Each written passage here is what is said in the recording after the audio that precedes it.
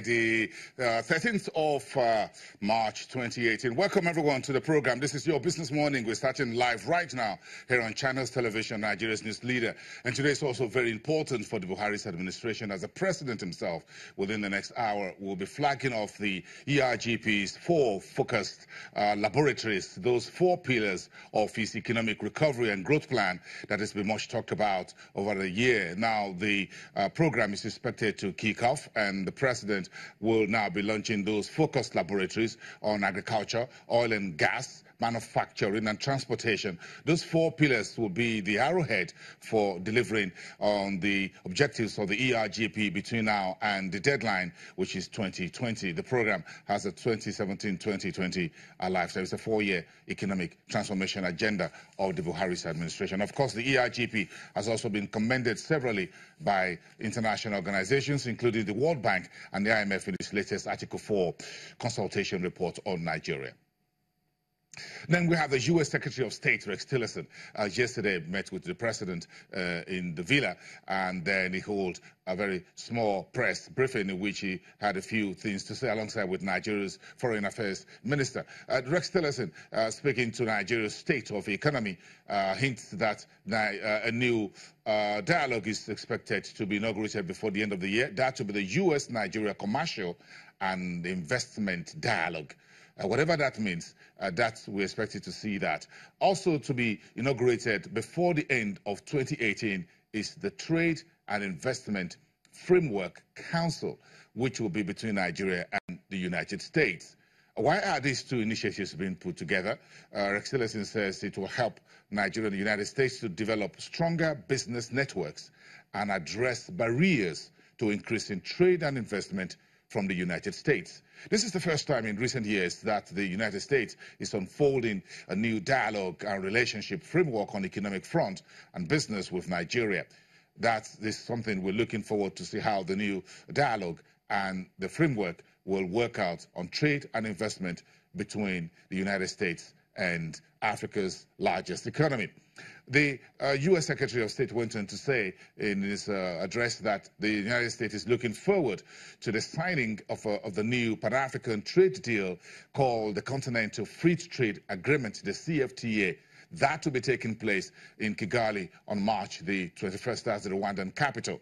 Nigeria, all African head of states will be heading to Kigali on March the 21st, and Nigeria's president inclusive, to put pen to paper for the first Pan-African trade agreement that will open all the borders across the 54 countries on the continent for trade. And Tillerson says he looks to Nigeria taking its front seat at that signing and making the CFTA function. The U.S. Secretary of State, of course, also went on to commend, says the United States commends Nigeria's anti-corruption efforts that has won President Buhari's accolade and recognition recently.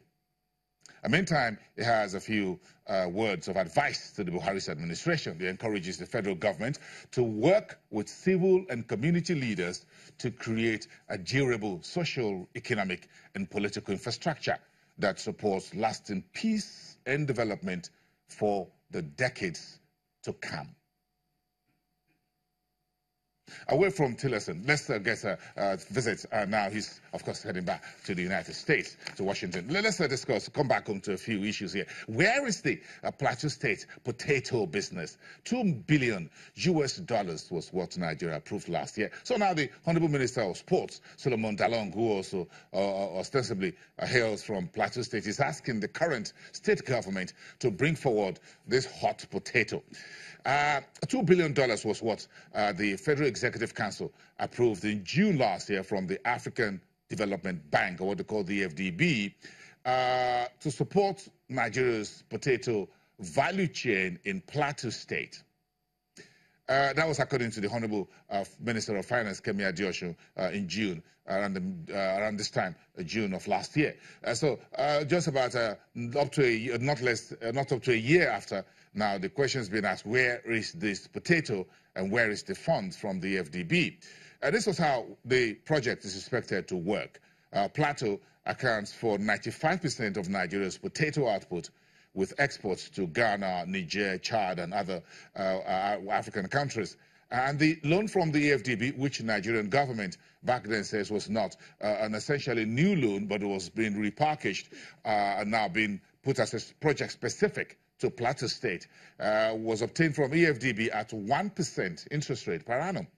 But we have a 25 years moratorium on that particular loan, which means we're not due to pay any interest on that for 25 years. Then we'll have to pay 1% per annum. A part of this deal was also to see that Plateau State will come up with what you call the counterpart funding. So that's part of what we're trying to investigate and find out if Plateau State has provided the counterpart funding and if EFDB has put his own share of that money on the table.